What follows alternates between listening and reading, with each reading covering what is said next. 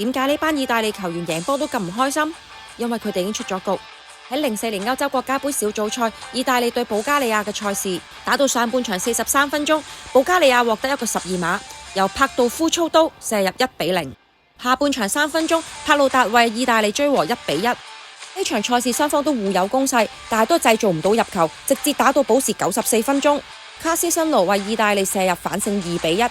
喺班球員慶祝緊嘅時候，我哋嘅畫面轉過去睇下同組嘅另一場賽事，瑞典對丹麥。89分鐘，瑞典入波追和丹麥2-2。畫面又轉返去意大利嗰度，球員嘅表情應該係已經知道咗隔離場波嘅賽果。呢一輪嘅小組賽之所以全球注視度咁高，因為好多人對意大利贏波出局嘅計算方法存在疑問。簡單啲嚟講，就係意大利、丹麥、瑞典呢3支球隊對賽嘅入球數字當中，意大利係最少，所以而被淘汰。除此之外，係因為瑞典同埋丹麥打出咗全球預測最熱嘅波膽2-2呢個比數。因為呢場賽事只要兩隊打到2-2或者更高入球數字嘅和波，就算意大利嗰場射入1萬球，意大利都要出局。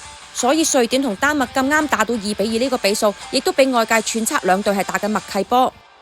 你哋俾嘅 like 係我堅持繼續做片嘅動力。條片落足心機做㗎，麻煩幫忙點讚同埋分享。